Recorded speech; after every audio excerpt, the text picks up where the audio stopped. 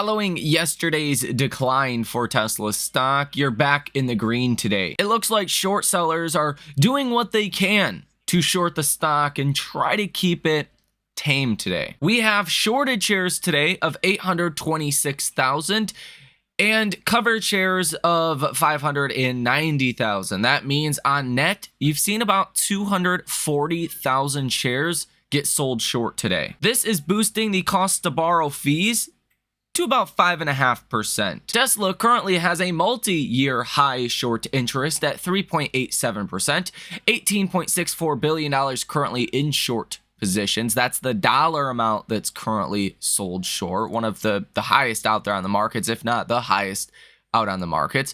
And you do have 107 million shares that are still sold short. This is up 18% from 3 months ago when you only had about 90 million shares sold short. So even though the investment thesis has gotten stronger for Tesla in the last 3 months, shorts are just adding to those short positions. Inevitably, this will be bad for the shorts and they will get squeezed out of their short position. But unfortunately, we have no idea when that will be. That is why I believe this is an accumulation phase for Tesla stock investors. When the shorts do get squeezed and Tesla stock breaks well into the 200s again, I don't know how long it'll be.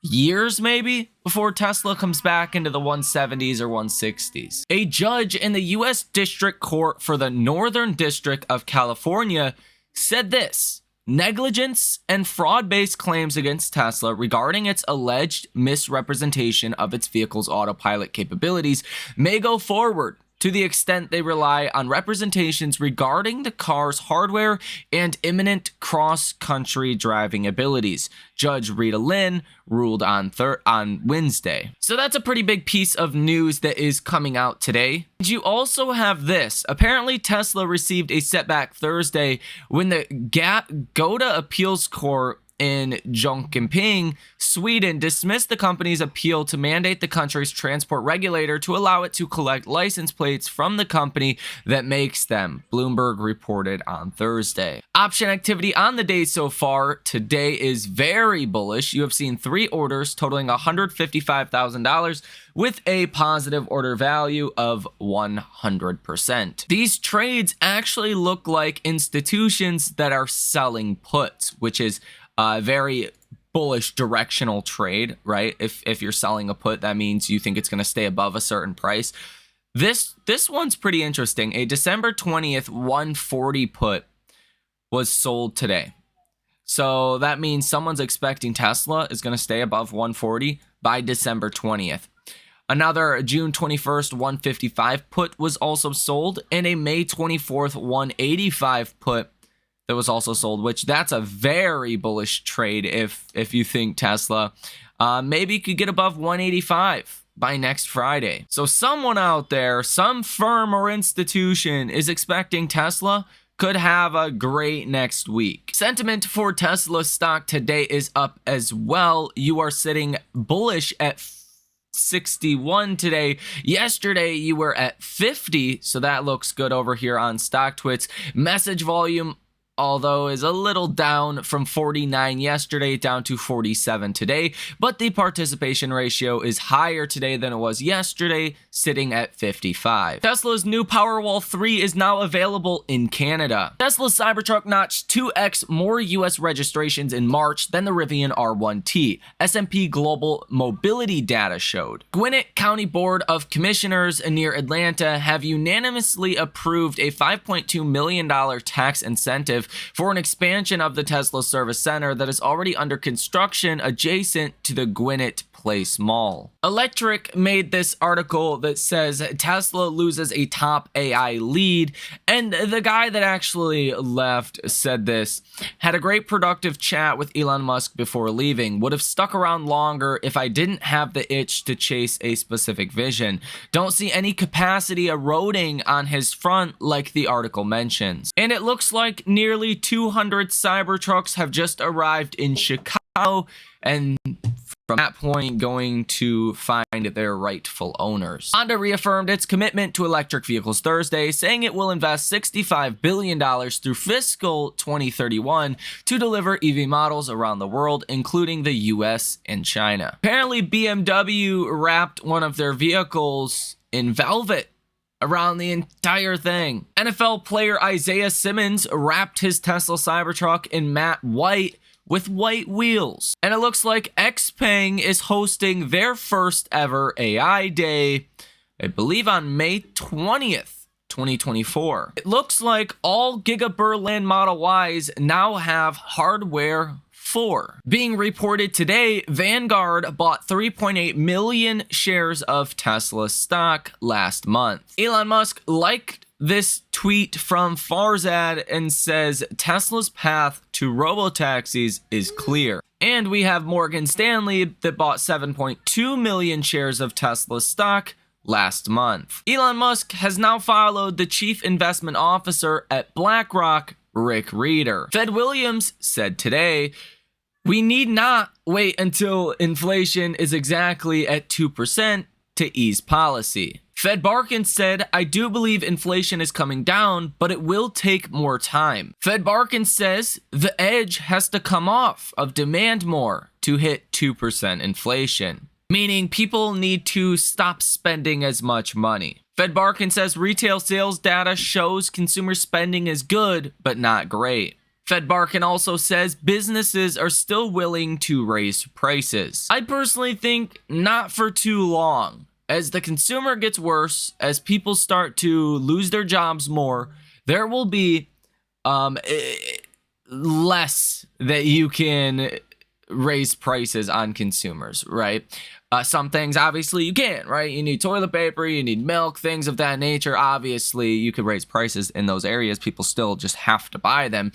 But for everyday broad inflation, it will get put under a lot of pressure as the economy gets worse. Your new AI investor sentiment survey is out today. Bulls are increasing a little bit, like 0.1% from last week, up to 40.9%.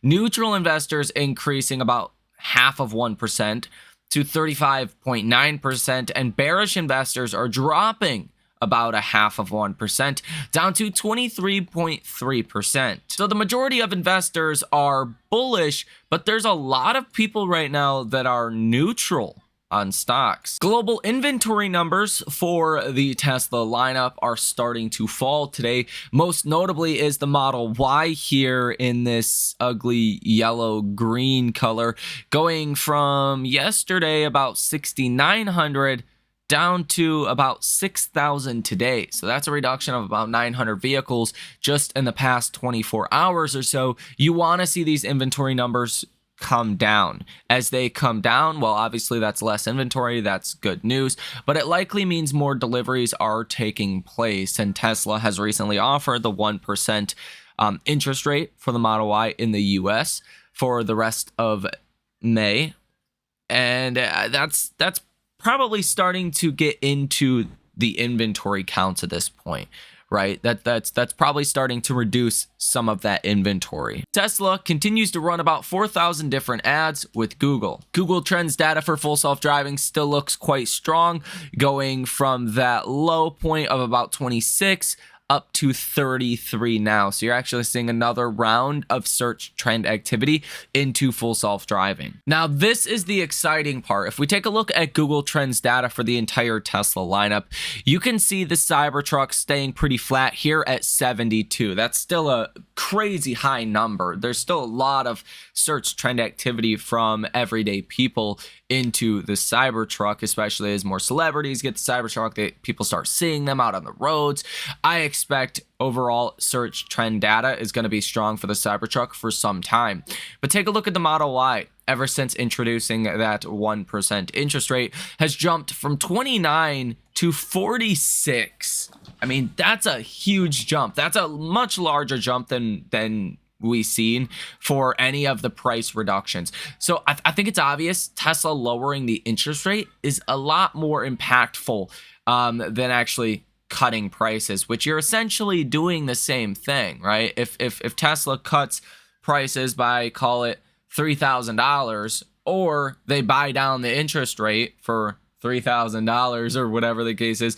It's basically the same thing. Now, the interest rate can fluctuate, and there's different things that Tesla can do to minimize the negative impact to the company's financials.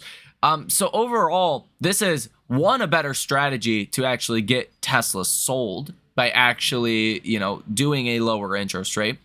But it should have less of a financial impact on Tesla's business as well. So could be a win-win for Tesla by doing this. The Model 3 search trend activity has went from 23 to 25.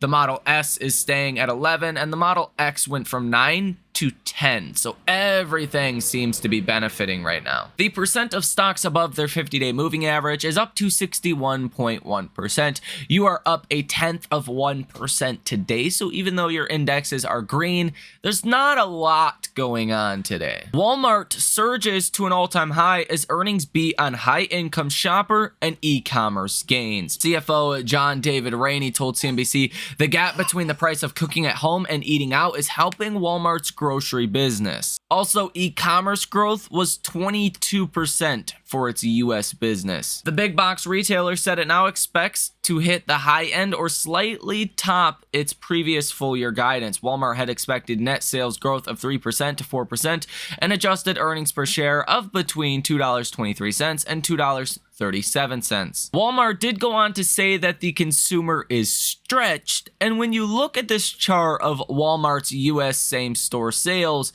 it is definitely on a downward trajectory ever since, really Q1 of 2023, where you were at 7.4% growth, and then you fell to 6.4, then you fell to 4.9, then you fell to 4.1, and now you're down to 3.8%. At this trajectory, it's only a matter of time before things start to actually go negative. Likely the reason why Walmart stock is actually up is this 22% growth to the e-commerce business. Walmart says wallets are stretched. Walmart saw some signs of easing too. On the company's earnings call, CEO Doug McMillon said inflation in the U.S. was only up 0.4% for the quarter, with mid-single-digit deflation on general merchandise and low single-digit inflation in food. He said the company has increased rollbacks, price reductions on specific items that it typically advertises on its website or with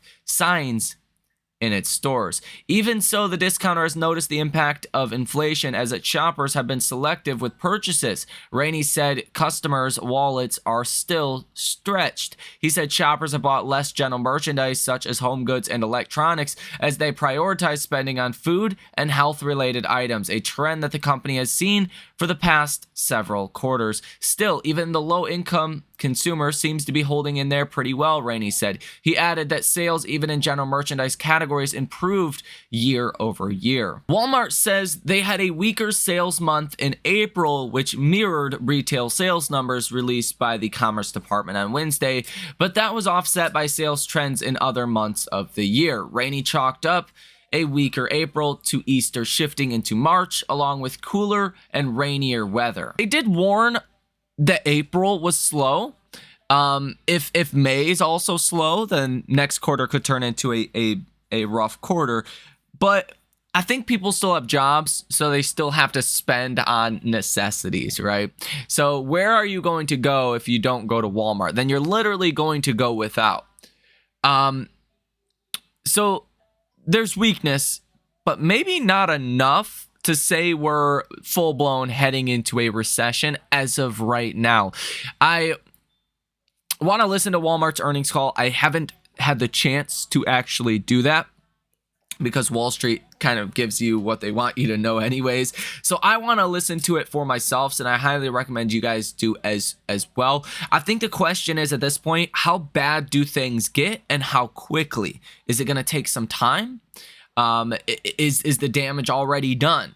I mean, based on some of the data that we've seen recently, the damage may already be done, but I think logically Walmart could be one of the last places that gets hit because of their low prices and their value options with customers. And again, let's be honest, if you don't have the money to go to Walmart, you don't have the money to go anywhere else, and you're going to go without. Before you go without, you're going to spend whatever money you have at your disposal, okay? Before your kid does not have food, their children, or whatever formula, which is super expensive, you're going to pay for the dang formula until you absolutely cannot. So I still want to be a little on the defensive side. I still want to be cautious here. I still want to be raising cash. But the fact that Walmart did not give any kind of big warning about the consumer means perhaps, maybe, there's more time between now and an actual recession. Now, 10-year Treasury yields today are up about 1.5 basis points to 4.37%. CNN's fear and greed indicator is sitting at 62, which is now in greed territory. Market momentum is in extreme greed, stock price strength in fear, stock price breadth is now in greed, put and call options is extreme greed, so there's a lot of calls being bought out on the markets today. Market volatility is neutral, and safe haven demand is extreme greed, and junk bond demand is neutral. TLT is up 0.04% today, oil is up 0.5%, and the dollar is up slightly today as well. No wonder there was some pressure on Tesla in the earlier trading day when Tesla stock came down and touched that 20-day moving average and then bounced on that level. Now that 20-day moving average is at $171.46.